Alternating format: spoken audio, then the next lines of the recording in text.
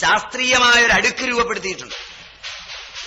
അത് പറഞ്ഞപ്പോഴാണ് നമ്മൾ വിഷയം മാറി ഈ നാക്കലയിലേക്കൊക്കെ വന്നത്. നമുക്കതിലേ പോകാം. നമ്മുടെ പഠനത്തില് ഈ ദ്രവ്യങ്ങളാണ് ഔഷധങ്ങളായി കഴിക്കുന്നത്. നമ്മളൊരു കീഴാർനെല്ലി പറിച്ച് കഴിച്ചാൽ, ഒരു മുത്തള് പറിച്ച് കഴിച്ചാൽ, മുത്തള് നിങ്ങളുടെ ഇവിടെ കൊടവൻ എന്ന് പറയും, ഒരു കൊടവൻ പറിച്ച് കഴിച്ചാൽ ഒക്കെ വായിലൂടെ ഇത് കഴിക്കുമ്പോൾ എങ്ങനെയാണ് ഇത് ഔഷധമാകുന്നത്? ഇതിനേക്കാൾ കൂടുതൽ ഗുണം വല്ലതും മാംസത്തിലേക്ക്, രക്തത്തിലേക്ക്, മജ്ജയിലേക്ക് കൊടുത്താൽ ഉണ്ടാവുമോ? ഉണ്ടാവുമെന്നാണല്ലോ ആധുനിക വിജ്ഞാനം, അല്ലേ? അത് പറഞ്ഞാണല്ലോ നിങ്ങളൊക്കെ ഓടിപ്പോയതും സൂചി പോടാൻ, അല്ലേ? അവിടെ ഉണ്ടാവും. പക്ഷേ രോഗത്തെയും രോഗനിലയെയും കൃത്യമായി തന്റെ രോഗിയിൽ ഉള്ളത് തിരിച്ചറിയുക, നമ്പർ 1. നമ്പർ 2, അതിനുള്ള ഔഷധം കൃത്യമായി തിരിച്ചറിയുക. നമ്പർ 3, ആ ഔഷധം രക്തത്തിലും മജ്ജയിലും മാംസത്തിലും സ്വീകരിക്കാവുന്ന വിധം സുതാര്യമായിരിക്കുക. നമ്പർ 4, ആ സ്വീകരിക്കുന്ന സ്വീകരണി സ്വീകരിക്കുന്ന സമയത്ത് അതിന് പക്വമായിരിക്കുക. ഇതിലേതെങ്കിലും ഒന്ന് തെറ്റിയാൽ മനസ്സിലാവുന്നതായിരിക്കുന്നു, ഗുണമല്ല ദോഷമാണ്. ഇതെല്ലാം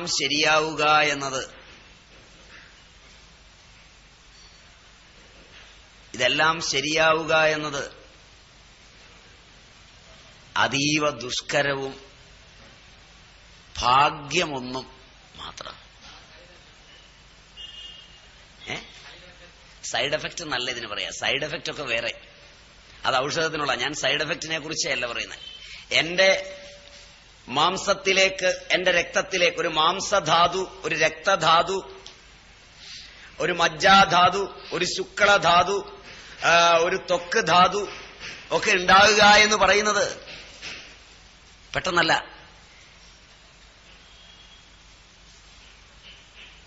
എക്ടോഡേമും ഒക്കെ ഉണ്ടാകുമ്പോ അതിന്റെ ഘടനയെക്കുറിച്ച് ആധുനിക വൈദ്യശാസ്ത്രം പറയുന്നുണ്ടെങ്കിലും ചരക സുശ്രുതാദികൾ എഴുതിവെച്ച ലോകങ്ങളിലേക്ക് പോയാൽ അച്ഛൻ കഴിച്ച ഒരപ്പം അച്ഛനിൽ ആകാശധാതുവിന് സമാനമായ ശുക്ലമായി പരിണമിച്ച് അമ്മയിലെത്തി, അമ്മയിലെ രക്തവുമായി ചേർന്ന് അത് ആദ്യത്തെ ഏകകോശ ജീവിയായി മാറി, ഏകകോശമായി മാറി. That uni cellular organism known as zygote. അതിലെ ഒരേ കലയിൽ നിന്ന്, ഒരേ വർണ്ണവസ്തുവിൽ നിന്ന് അതിനുള്ള തലച്ചോറും ത്വക്കുമുണ്ടായി. ഇപ്പൊ എഴുതല്ല, ചരകൻ. അതുകൊണ്ടാണ് കുഞ്ഞിനെ വളർത്തുന്ന അമ്മ ഉദരത്തിൽ നിന്ന് കുഞ്ഞ് പുറത്തു വന്നാല് ആ ത്വക്കിന്റെ കലകളിൽ സൂര്യപ്രകാശം ഒന്ന് പതിക്കുമ്പോഴോ, കാറ്റടിക്കുമ്പോഴോ, ശബ്ദം സ്പന്ദനമുണ്ടാക്കുമ്പോഴോ അതിന്റെ ബ്രെയിനിലാണ് സ്പന്ദനങ്ങൾ എത്തുന്നതെന്നുള്ളത് കൊണ്ട് സൂക്ഷിക്കുന്നത്.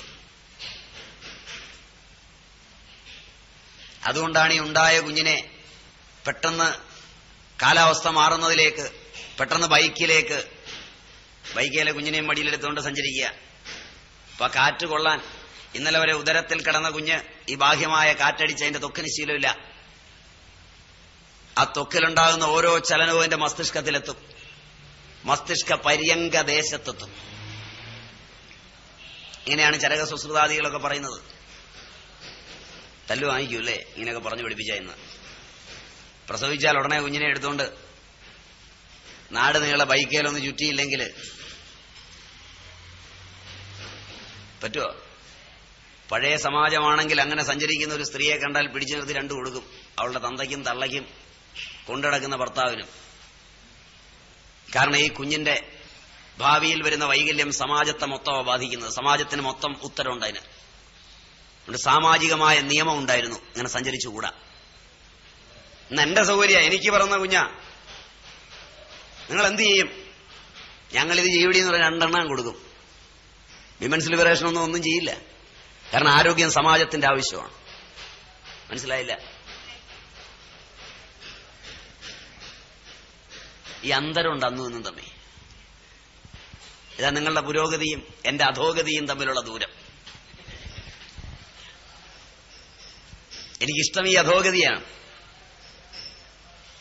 അപ്പോ ഈ കുഞ്ഞിന്റെ ത്വക്കില് ചലനം, അതുകൊണ്ടാണ് പണ്ടുകാലത്ത് എങ്ങനെയാണോ ആ കുഞ്ഞ് ഒരു എംബ്രിയോ ആയിരുന്നപ്പോ പ്ലാസന്റ അതിനെ പൊതിഞ്ഞിരുന്നത്, മനസ്സിലാവുമെന്നറിയില്ല.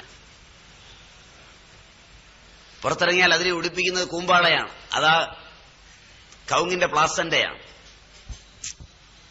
കണ്ടിട്ടില്ല? കാരണം അതതിന്റെ ത്വക്കിൽ പിടിച്ച് കിടക്കും. ആ പ്ലാസന്റയിൽ കൂടെ തന്നെ നാച്ചുറലായിട്ട് തന്നെ വേണം അതിന്റെ ത്വക്ക് ശരിയായി പ്രകൃതിയോട് ഇണങ്ങാൻ. കൗങ്ങിന്റെ പാള, വീണ്ടും അതിന്റെ ആവരണ ചർമ്മം, ആ കൂമ്പാളയ്ക്ക് പുറത്തെ പാള, അങ്ങനല്ലേ എന്ന് പറയാം അല്ലെ? ആ കൂമ്പാള പ്ലാസന്റയാണെങ്കിൽ അതിന്റെ പുറത്തൊരു പാളയുണ്ട്. അമ്മയുടെ ഉദരം പോലുള്ളൊരു, ഇപ്പൊ അമ്മയുടെ ഉദരം പോലുള്ള മെത്തേലാ കിടത്തുന്നത് അല്ലേ? അമ്മയുടെ മടിത്തട്ട് പോലെ, എന്തുവാ റബ്ബറും പ്ലാസ്റ്റിക്കും ഒക്കെ ചേർന്നത്. അതെങ്ങനെ അമ്മയുടെ, ഇപ്പോഴത്തെ അമ്മമാരുടെ മടിത്തട്ടേ പ്ലാസ്റ്റിക്കാണ് എന്നാ ആ പരസ്യത്തിന്റെ അർത്ഥം. എല്ലാം ഇങ്ങനെ വല്ലപ്പോഴും ഒക്കെ കാണുന്നതുകൊണ്ട് ഇങ്ങനെയൊക്കെ പറയാൻ പറ്റുവേ, അല്ലെങ്കിൽ പിന്നെ നിങ്ങളെ പഠിപ്പിക്കാൻ വിഷമാവും. അപ്പൊ ഏതായാലും ആ പുറമേയുള്ള പാള, അതിനകത്താ കുഞ്ഞിനെ കിടത്തുന്നത്. കിടന്നിട്ടുണ്ടെന്ന് തോന്നുന്നു നിങ്ങളിൽ പലരും. ഇല്ല? അത് മൃദുലമാണ്. അമ്മയുടെ കാലുകളിലിരുത്തി കാലുകൾ ചലിപ്പിച്ചാണ് മലമൂത്രാദി വിസർജനം ചെയ്യിച്ചത്, കമ്മോടിലിരുത്തിയല്ല. കാരണം ത്വക്കുമായി സ്പർശിക്കുമ്പോൾ. അതുകൊണ്ട് പഴയ കുഞ്ഞുങ്ങൾക്കാർക്കും കോൺസ്റ്റിപ്പേഷൻ ഇല്ല. മനസ്സിലാവില്ല? ഇപ്പൊ ജനിച്ചാൽ ഉടനെ കോൺസ്റ്റിപ്പേഷനാ. 2 മാസം പ്രായമായ കുഞ്ഞിന്റെ പിന്നില് ഗുളിക കയറ്റി വെക്കുകയാണ് മലവിസർജനത്തിന്. ശരിയല്ലേ? അവസാനം 1.5 വയസ്സാവുമ്പോഴേക്ക് ബവൽ സിൻഡ്രോം തുടങ്ങുകയാണ്. ശരിയല്ലേ? 10 വയസ്സാവുമ്പോഴേക്ക് സന്തോഷ് ക്ലിനിക്കിൽ പോയി ഓപ്പറേഷനുമാണ്. 20 വയസ്സിനുള്ളിൽ അവിടം ക്യാൻസറുമാണ്. ഇതൊക്കെ വൈദ്യശാസ്ത്രത്തിന്റെ എണ്ണിയാലൊടുങ്ങാത്ത പുരോഗതിയല്ലേ? ഇതിനെ എങ്ങനെയാണ് നമ്മൾ പ്രശംസിക്കാതിരിക്കുക?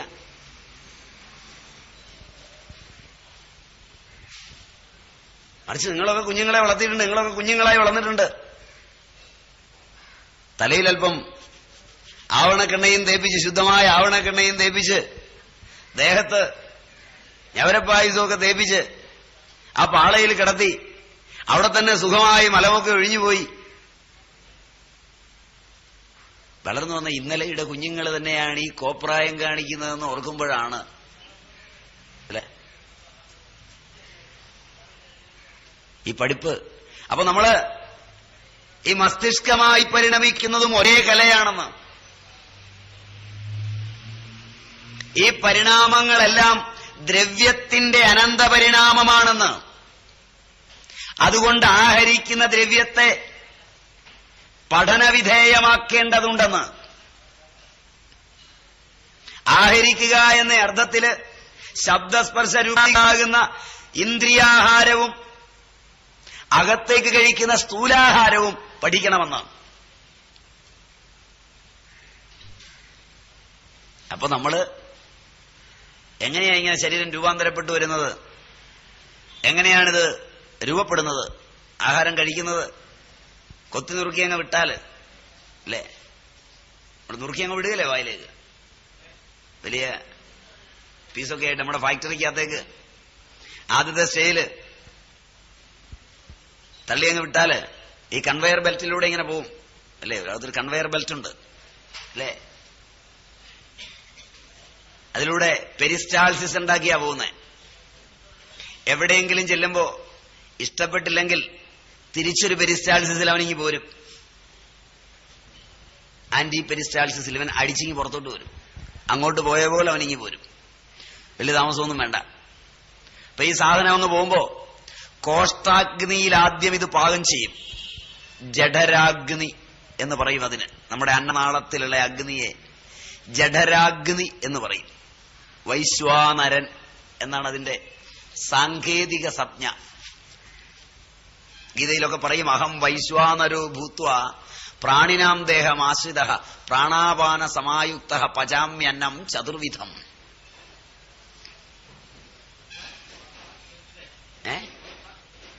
ശരിക്കും ജഠരാഗ്നി, വയറ്റിലുള്ളൊരു അഗ്നി.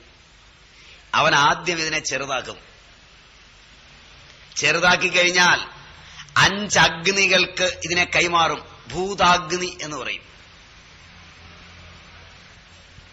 അതിനെ ഭൂത തന്മാത്രകളാക്കി മാറ്റും. നാഭസം, വായവ്യം, ആഗ്നേയം, ജലീയം, ഭൗമം, ഇങ്ങനെയാണ് വേർതിരിക്കുന്നത്. ഘടന ഓർക്കണം. ആദ്യം ഇതിനെ പാചകം ചെയ്ത് ചെറുതാക്കി അതിനെ വീണ്ടും ഭൂത തന്മാത്രകളാക്കി ആ തന്മാത്രകളാക്കിയ വസ്തുവിനെ 7 അഗ്നികൾ ചേർന്ന്, ഈ അഗ്നികളൊക്കെ പ്രത്യേകം പഠിക്കണം. നമുക്ക് മുന്നോട്ട് പോകുമ്പോൾ പഠിക്കാം. കാരണം ഇപ്പൊ നമുക്ക് അതിന്റെ ആ സിദ്ധാന്തം മാത്രം ഒന്ന് കാണാം. അല്ലെങ്കിൽ വരുന്ന അതിനകത്തൂടെ പോയാൽ പിന്നെ ഈ പറഞ്ഞ മറന്നുപോകും. ഞാൻ ഒരെണ്ണം കൊണ്ട് അവിടെ വെച്ചിട്ടുണ്ട്, മറന്നുപോത്. ഒരെണ്ണം കൊണ്ട് അവിടെ വാതൊക്കെ വെച്ചിട്ടായി തുടങ്ങി. രക്തത്തിൽ, മജ്ജയിൽ, മാംസത്തിൽ ഔഷധം കൊടുക്കുന്ന പ്രയോഗവും വായിലൂടെ കഴിക്കുന്ന പ്രയോഗവും ഓറലായിട്ടുള്ളതും. അപ്പൊ അങ്ങനെ കൊടുക്കുന്നതിലുണ്ടാകുന്ന വിഷമാവസ്ഥ ഒന്ന് സൂചിപ്പിച്ചിട്ടുണ്ട്, കടന്നില്ല. അത് കൂടുതൽ പഠിക്കണം. അതിനുമുമ്പ്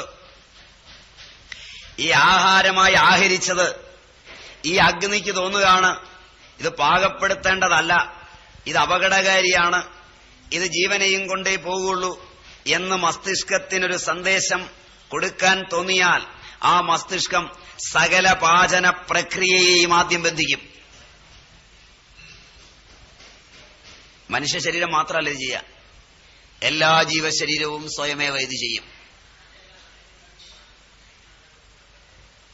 ഞങ്ങളുടെ വീട്ടിൽ നിൽക്കുന്ന ഒരു മരത്തിന്റെ വേര് അല്പം കണ്ടിച്ചൊരു കുപ്പിയിൽ എണ്ണ വെച്ച് കയറ്റിയാൽ 15 ദിവസത്തിനുള്ളിൽ ആ എണ്ണ മരം വലിച്ചകത്ത് കയറ്റും. 15 ദിവസത്തിനുള്ളിൽ എന്നും ഏതെങ്കിലും ദിവസം കയറിയെന്നറിയുന്നത് അതിന്റെ ഇല മുഴുവൻ പൊഴിക്കും. അവൻ അടുക്കള അപ്പ പൂട്ടും.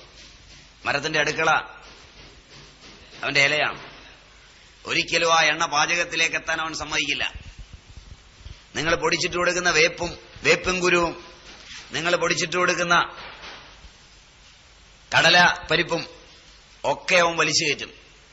പക്ഷെ അതിന് എണ്ണ ആട്ടിയെടുത്ത് വേരിലേക്ക് വെച്ചു കൊടുത്താൽ ആ വേര് തന്റെ ആഹാരമാണെന്ന് തെറ്റിദ്ധരിച്ച്, കണ്ടിച്ച വേരായതുകൊണ്ട് വേരിന്റെ അങ്ങേയറ്റത്തു നിന്ന് വരുന്ന ആഹാരമാണ് ഈ കയറി വരുന്നതെന്നുള്ള തെറ്റിദ്ധാരണയാൽ ഈ എണ്ണയെ വലിച്ചു കയറ്റിക്കഴിഞ്ഞാൽ അതിന്റെ മൈൻഡ് പെട്ടെന്ന് വർക്ക് ചെയ്യുന്നത് ഈ എണ്ണ ആഹാരമാണെന്ന തെറ്റിദ്ധാരണയിൽ വലിച്ചു കയറ്റുകയാണ്. അങ്ങനെ കയറ്റിയാൽ ആ എണ്ണ കയറിയ മാത്രയിൽ തന്നെ അവൻ ഇല പൊഴിക്കും. എന്ന് പറഞ്ഞാൽ അടുക്കള സീൽ വെച്ചു, പാചകം നിർത്തി.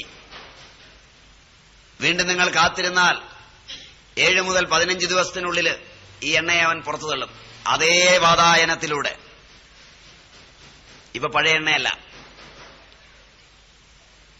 എണ്ണയിൽ അവന്റെ ശരീരത്തിൽ നിന്ന് വലിച്ചെടുക്കാവുന്നിടത്തോളം സ്വേദം വലിച്ചെടുത്ത്, സ്രവങ്ങൾ വലിച്ചെടുത്ത് അവയെ ചേർത്തതിന്റെ ഘടനയ്ക്ക് മാറ്റം വരുത്തി പുറത്തേക്ക് വിസർജിക്കും. ഇത്തരം എണ്ണകൾ കൊണ്ട് തന്നെയുള്ള ചികിത്സാ സമ്പ്രദായം ആയുർവേദത്തിലുണ്ട്. അതിന്റെ ശരീരത്തിലെ വിയർപ്പ്, വെള്ളം, അതിന്റെ ശരീരത്തിൽ അവിടെയായിട്ടുള്ള വെള്ളമൊക്കെ കൂടി ഇതിനകത്ത് കലർത്തിയിട്ട് നല്ലൊരൊറ്റ അടി പുറത്തേക്ക്. അപ്പൊ കുപ്പിക്കകത്ത് എണ്ണ തിരിച്ചു കിട്ടും. പഴയ എണ്ണയുടെ സ്വഭാവമല്ല. ഇങ്ങനെ മരങ്ങളുടെ വ്യത്യാസം അനുസരിച്ചെടുക്കുന്ന എണ്ണകൾ കൊണ്ട് മാത്രമുള്ള ഒരു ചികിത്സാ സമ്പ്രദായവും ശാഖയും ആയുർവേദത്തിലുണ്ട്.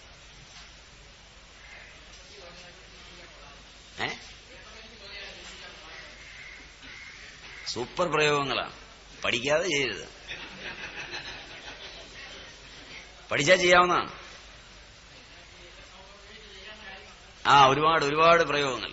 അപ്പൊ ഇതിൽ എണ്ണ ഉപയോഗിച്ചുള്ളതായത്. അപ്പൊ ഇവിടെ ആ മരം പോലും തന്റെ ശരീരത്തിന് ആഘാതമേൽക്കുന്ന ഒന്ന് ശരീരത്തിലേക്ക് കയറിയാൽ ആദ്യം ചെയ്യുന്നത് അതിനെ വിരേചിച്ച് കളയുകയോ ഛർദിച്ചു കളയുകയോ ഒക്കെയാണ്.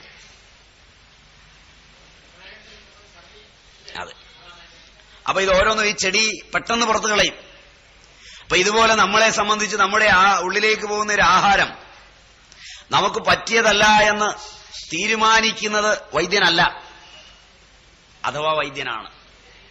ഞാൻ 2 പദം പറഞ്ഞു. വൈദ്യനല്ല, അഥവാ വൈദ്യനാണ്. ആദ്യത്തെ വൈദ്യൻ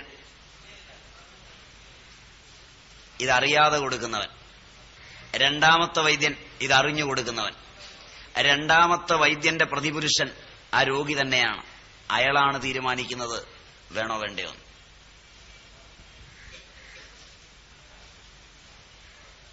ചികിത്സയിൽ നിന്ന് രോഗിക്ക്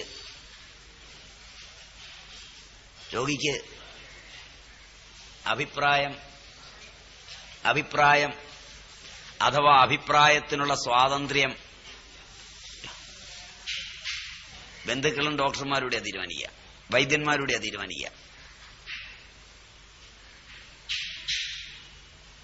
ഏതൊന്നു തന്റെ നയനങ്ങൾക്ക് സ്വീകാര്യമല്ലാതെ വരുന്നോ, അറിവ് വരുന്ന നയനം, നാവ്, മൂക്ക്, ഇവയിലൂടെ ഏതൊന്ന് വേണ്ട എന്ന് ശക്തമായി തീരുമാനിക്കുന്നുവോ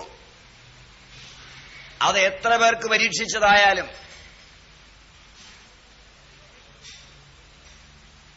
അയാൾക്ക് കൊടുത്തുകൂടാ. മനസ്സിലായോന്നറിയില്ല. അത് ഏതൊന്നും പറ്റില്ല എന്ന് അയാൾ തീരുമാനിക്കുന്നു, അയാളുടെ തീരുമാനം അന്തിമം. അതിനൊരു പുതിയ പരിപാടിയുണ്ട്. ആ പരിപാടി പറയാനാ ഇത് പറഞ്ഞതിന്റെ കൂടെ. ഇയാൾക്ക് പിടിക്കാത്ത വസ്തു അകത്തി എന്ന് റിലീസായാലും അതൊരു പുതിയ പരിപാടി. വെനീസിലെ ഒരു കച്ചവടക്കാരനാണ് ഇത് കണ്ടുപിടിച്ചത്.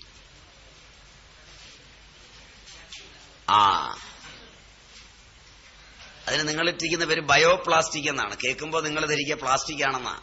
അല്ല, ആനിമൽ ഗ്ലൂവിൽ നിന്നുണ്ടാക്കുന്നതാണ്. ഇന്ത്യയിൽ അതുണ്ടാക്കുന്ന കമ്പനി ബനിയ കമ്പനിയാണ്. പാം ഇന്ത്യ പ്രൈവറ്റ് ലിമിറ്റഡ് എന്ന് പറയും, ബോംബെ. അവരാണിത് ഉണ്ടാക്കുന്ന യന്ത്രങ്ങളും രൂപകൽപ്പന ചെയ്തിരിക്കുന്നത്. അവർ തന്നെയാണ് മറ്റു കമ്പനികൾക്കുള്ള യന്ത്രങ്ങൾ കൊടുക്കുന്നത്. പാം ഇന്ത്യ എഞ്ചിനീയറിംഗ് എന്ന് പറയും. ഇനി പേരൊക്കെ പറയുന്നത് അന്വേഷിക്കാതെയും അറിയാതെയും പഠിക്കാതെയും പറഞ്ഞു എന്ന് പറയാതിരിക്കാനാണ് ഉറക്കെ പറയുന്നത്. എഴുതിയെടുത്ത് അന്വേഷിച്ച് നോക്കാം. കള്ളം വല്ലവും പറഞ്ഞു തോന്നിയാൽ തല്ലാം, നിന്ന് തരികയും ചെയ്യാം.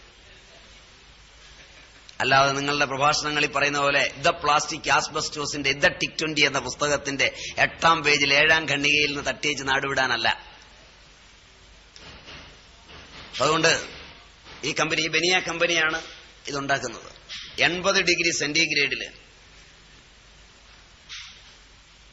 തവിപ്പിക്കുന്ന മജ്ജയും മറ്റും കരുക്കൾ കൊണ്ട് മുക്കി പെട്ടെന്ന് തണുപ്പിച്ചെടുക്കുന്ന ഉറകളാണ് ഇന്ന് ഈ മരുന്നുകൾ പിടിക്കാത്തവന്റെ ഉള്ളിലേക്ക് പോകാനുള്ള കവറിങ്. മജ്ജയും ഒക്കെ ഉരുകി വരുമ്പോ രോഗത്തിലെ ഏറ്റവും ആധിക്യമുള്ള രോഗങ്ങൾ മജ്ജയിലാണ് കൂടുതൽ ബാധിക്കുന്നത് എന്ന് നിങ്ങൾക്കറിയാമെന്ന്. ലുക്കീമിയയുടെയും അനീമിയയുടെയും ഒക്കെ ഉയർന്ന പടവുകൾ ഏറ്റവും ഉള്ളിലെ ധാതുവായ മജ്ജയിലാണ്.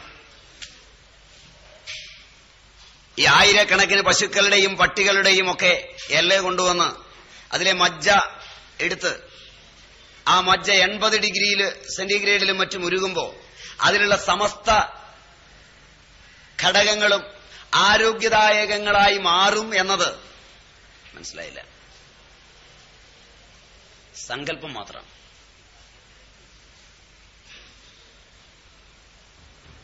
അവയെ കൊണ്ട് കവർ ചെയ്ത് ഇപ്പൊ പുറകെ പൂട്ടിയിട്ടുണ്ടെന്നു. കാരണം ചില കമ്പനികളുടെ മരുന്ന് വാങ്ങിച്ച് തുറന്ന് അതിനകത്ത് വേറെ കയറ്റി കമ്പനിയോട് കമ്പനി ശത്രുത കാണിച്ചതിന്റെ പേരിൽ ഇപ്പൊ പൂട്ടുമുണ്ട് ഇതിന്. ഒരിക്കൽ പൂട്ടിയാൽ തുറക്കാൻ പറ്റില്ല, കഴിക്കാനേ പറ്റുള്ളൂ. കണ്ടിച്ചാൽ പിന്നെ അത് പോയി. ഈ പൂട്ടുകൂടാതെ ഇതിന്റെ കവറിലെ സീലുണ്ട്, അതിനൊരു പ്രിന്റിംഗ് ഇങ്ക് ഉപയോഗിക്കുന്നുണ്ട്. ആ ഇങ്ക് എല്ലാ രോഗങ്ങളെയും ഇല്ലാതാക്കുന്നതാണെന്ന്, അഥവാ രോഗങ്ങളൊന്നും പുതുതായി ഉണ്ടാക്കുകയില്ലെന്ന് മനസ്സിലായെന്നറിയില്ല. രണ്ട് കാര്യമാണ്. ഒന്നുകിൽ അത് രോഗനിവാരണ ശക്തിയുള്ളതാണെന്ന് തെളിയണം, ഇല്ലെങ്കിൽ അത് ഏറ്റവും കുറഞ്ഞ പക്ഷം പുതുതായി രോഗം ഉണ്ടാക്കുകയില്ലെന്ന് അറിയണം. അങ്ങനെ ഒരു പരീക്ഷണം ഇതുവരെ നടന്നിട്ടില്ല. പക്ഷെ കമ്പനിക്ക് തന്റെ പേര് ഈ ക്യാപ്സ്യൂളിൽ വരെ കുറിക്കേണ്ടത് അത്യാവശ്യമാണ്. ഈ പ്രിന്റ് ചെയ്തതാണ് നിങ്ങൾ കഴിക്കുന്നത്.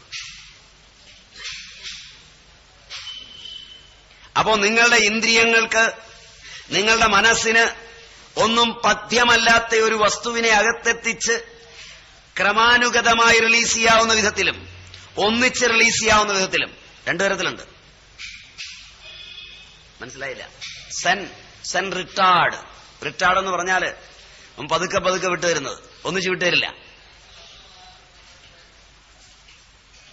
ഇത് കുറിക്കുന്നവർ, ഇത് കഴിക്കുന്നവർ ഒക്കെ ഈ വിഷയങ്ങളെ, അതിന്റെ ഗഹനതകളെ അറിയാതുപയോഗിക്കുന്ന ഒരു സംസ്കാരത്തിൽ നിന്ന് ഒരു ജീവിതചര്യയായൊരു വൈദ്യശാസ്ത്രം വളരില്ല. ഇതാ ഞാൻ ആദ്യം പറഞ്ഞത്. മനസ്സിലാവുമെന്ന് വിചാരിക്കാം. ഇതില് ഈ കഴിക്കുന്ന വസ്തു ഏതാണെന്നറിയുക, അതിന്റെ ഘടകങ്ങൾ അറിയുക, അവ നമ്മുടെ രസനയിൽ ഉണ്ടാക്കുന്ന രസവീര്യ വിഭാഗാദികൾ അറിയുക. പേറ്റന്റിന്റെ സംസ്കാരത്തിൽ അത് ദുസ്സാധ്യമാണ്. മനസ്സിലായി? അപ്പൊ അത് ജനതയുടെ ജീവിതത്തിന്റെ ഒരു ദർശനമായോ ജനജീവിതത്തിന്റെ പ്രസക്തമായ ഒരു അംശമായോ വളരുകയില്ല എന്നുള്ളതാണ് ആധുനികവും പൗരാണികവും തമ്മിലുള്ള ഈ അന്തരം. ഇത് ഞാൻ ആദ്യം പറഞ്ഞതിന് ആമുഖമായി ചേർക്കുന്നു. തീർന്നില്ല. രണ്ടാമത് പറഞ്ഞതിനോടൊപ്പം കുറച്ചുകൂടെ കൂടുതലുണ്ട്. ഈ ദ്രവ്യം ഉദരത്തിലെത്തി ജഠരാഗ്നിയിൽ പചിക്കുവാൻ പറ്റില്ലെങ്കിൽ അഗ്നി അതിനെ പചിക്കാതെ വിരേചനത്തിലൂടെ കളയാം. അതിനെ ഭൂതാഗ്നി ഭാഗത്തിലെത്തുമ്പോൾ ഭൂതാഗ്നിക്ക് വേണ്ടെന്ന് വയ്ക്കാം. ഭൂതാഗ്നി ഭജിച്ചിട്ട് വേണ്ടാത്തവയെ ധാത്വഗ്നിക്ക് കളയാം.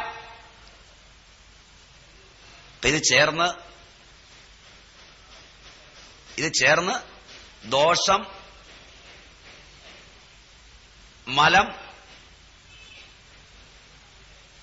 എന്നിങ്ങനെ ചേർന്നാണ് ഈ പഠനം വരുന്നത്. ദോഷമല മൂലമാണ് ഈ ശാസ്ത്രം,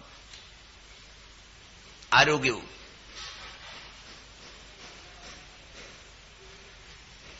അതുകൊണ്ട് ഇതിന്റെ പഠനത്തില് വളരെ അടിസ്ഥാനപരങ്ങളായ അംശങ്ങൾ ഒറ്റയടിക്കിപ്പം 13 അഗ്നി പറഞ്ഞു. 13 ഓർക്കുന്നുണ്ടാവും. ആദ്യം 1, പിന്നൊരു 5 ജഠരാഗ്നി, 5 ഭൂതാഗ്നി, 7 ധാതു അഗ്നി. ത്വങ്, മാംസ, രക്ത, അസ്ഥി തുടങ്ങിയ ധാതുക്കളിലെ അഗ്നി. ആ ധാതുക്കളിൽ പതിച്ചാൽ ആ മജ്ജ ഉണ്ടാകുന്നേ. ചിലപ്പോൾ നമുക്ക് മജ്ജ ഉണ്ടാവില്ല, കാരണം ആ ധാതു തകരാറിലായിട്ടുണ്ടാവും. ചിലപ്പോൾ നമുക്ക് മാംസം ഉണ്ടാവില്ല. മാംസവും മജ്ജയും രക്തവും ഒക്കെ ഉണ്ടാകണമെന്നുണ്ടെങ്കിൽ ആ ധാതുവിൽ ഏത് അഗ്നിയാണ് കെട്ടുപോയത് അതിനെ കത്തിക്കണം. അഗ്നി കത്തിയാൽ മാത്രം പോരാ, അത് തരാൻ പാകത്തിനുള്ള ദ്രവ്യം അകത്തി ചെല്ലണം. ദ്രവ്യം എങ്ങനെയാണ് ഈ ധാതുക്കളായി പരിണമിക്കുന്നത്? ധാതുക്കളായി പരിണമിക്കാനുള്ള പാകവിഭാഗാദികൾ അറ്റുപോയാൽ ഇവ എത്ര കൊടുത്താലും നിലനിൽക്കില്ല. പിന്നെ കുറച്ചു കാലത്തേക്ക് കാശ് മേടിക്കാവുന്നേ ഉള്ളൂ. മനസ്സിലായില്ല?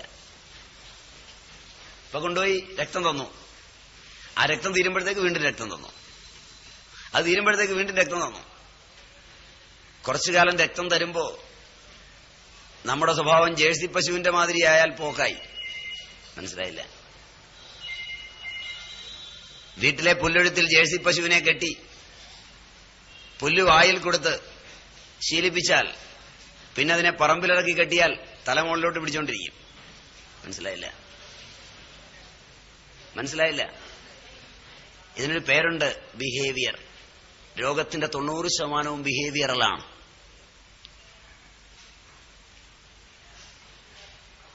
ഇവിടെയാണ് മനഃശാസ്ത്രത്തിന്റെ അന്യൂനമായ ചേർച്ച വരുന്നത്. ഞാൻ പറഞ്ഞ ബിഹേവിയർ മനസ്സിലായോന്നറിയില്ല. വീട്ടില് അമ്മ 4, 5 വയസ്സും 10 വയസ്സും ഒക്കെ ആയിട്ട് ഉരുട്ടി കൊടുക്കാൻ തുടങ്ങിയാൽ മോനിങ്ങനെ ഇരിക്കുകയുള്ളൂ. കുറെ കഴിയുമ്പോൾ ഈ കൈയൊന്നും മടങ്ങൂല മോന്. മനസ്സിലായില്ല? കാരണം കൈ അങ്ങനെ വെറുതെ വെച്ചോണ്ടിരുന്നാ പിന്നെ മടങ്ങില്ല. സ്ഥിരമായി കസേരയിൽ നിന്ന് ശീലിച്ച നിങ്ങൾക്ക് താഴോട്ടിറങ്ങുമ്പോൾ മുട്ട് മടങ്ങൂല. മുട്ടിന് മടങ്ങാനുള്ള കഴിവില്ലാതായത് ബിഹേവിയറലാണ്. മനസ്സിലായില്ല? അപ്പൊ ഇതുപോലെ നമ്മെ സംബന്ധിച്ചിടത്തോളം ഒരു ബാഹ്യവസ്തുവിനെ കടത്തിവിട്ട് നമ്മെ രക്ഷിക്കാൻ നിരന്തരമായി ഒരുങ്ങിയാൽ നമ്മുടെ മസ്തിഷ്കവും ആ അവയവവും തമ്മിലുള്ള കണ്ണി നഷ്ടപ്പെടും. വികസിത രാജ്യങ്ങളിൽ കിഡ്നി പോയാൽ ഡയാലിസിസ് പെട്ടെന്ന് സംഭവിക്കില്ല. നിലവിലുള്ള കിഡ്നി ഒരു തരത്തിലും ഉത്തേജിപ്പിച്ചെടുക്കാൻ പറ്റില്ലെന്ന് 100% ഉറപ്പാകുന്നതുവരെ. മനസ്സിലായോന്നറിയില്ല. കാരണം ഒരു ഡയാലിസിസ് കഴിഞ്ഞാൽ ബിഹേവിയറായി. ബ്രെയിൻ അതിനാഗ്രഹിക്കുക. കാരണം നമ്മുടെ അവയവങ്ങൾക്ക് നമ്മുടെ സ്വഭാവമുണ്ട്, പണിയെടുക്കാതെ തിന്നാൻ, ആലസ്യം.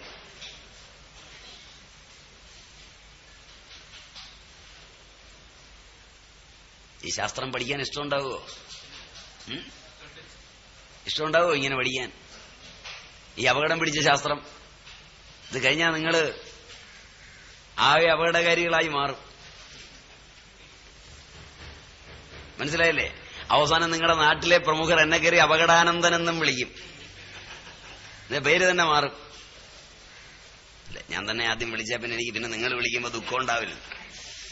മറ്റേ അല്ലെങ്കിൽ ഞാൻ വഴിയെ പോകുമ്പോൾ നിങ്ങൾ വിളിക്കുമ്പോൾ ആദ്യം കേൾക്കുമ്പോൾ ഒരു ദുഃഖം ഉണ്ടാവില്ലേ? ഞാൻ തന്നെ 2 പ്രാവശ്യം വിളിച്ചു കഴിഞ്ഞാൽ പിന്നെ ആ ദുഃഖം തീരുമല്ലോ. മനസ്സിലായില്ല? അപ്പൊ അതുകൊണ്ട് ഈ ശാസ്ത്രം അതിന്റെ ഏറ്റവും സുതാര്യമായ അംശത്തിൽ പഠിച്ചാൽ ഏറ്റവും പ്രധാനം ഈ ബിഹേവിയറാണ്. ഇപ്പൊ മജ്ജ, മാംസം, ചിലരുടെ മാംസം ശോഷിക്കും. അപ്പൊ ആ മാംസത്തിൽ ഒരു കലയെങ്കിലും ആ ശോഷത്തെ അതിജീവിക്കാനുണ്ടെങ്കിൽ അത് ഉത്തേജിപ്പിച്ചാൽ മതിയെന്ന്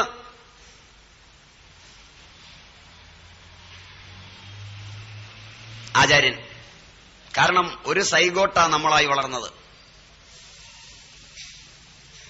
ഒരൊറ്റ കോശമേ ഉണ്ടായിരുന്നുള്ളൂ. ആ കോശമാ തലമുടിയും കണ്ണും മൂക്കും നാക്കും ഒക്കെ വെച്ചിങ്ങനെ ആയത്. ഒരു കോശമുണ്ടോ ബാക്കി മുഴുവൻ കോശവും പോകട്ടെ. അതിലെ സാധ്യതയാണ് ആരോഗ്യം. വൈദ്യശാസ്ത്രം ശ്രദ്ധിക്കേണ്ടത് ശരീരത്തിലെ നശിച്ചു പോകുന്ന കോശങ്ങളെയല്ല. മനസ്സിലായില്ല? ജീവസ്സുള്ള കോശത്തെയാണ്. ഇവിടെയാണ് ആരോഗ്യത്തിന്റെ ഏറ്റവും പൂർണ്ണമായ പഠനവും ദർശനവും രൂപപ്പെടുന്നത്. ഇപ്പൊ പ്രാചീനന്മാർ പ്രാധാന്യം കൊടുത്ത് പഠിക്കുന്നത് തന്റെ മുമ്പിലെത്തിയിരിക്കുന്ന രോഗിയിൽ എത്ര കോശം നശിച്ചു എന്നല്ല, എത്ര കോശം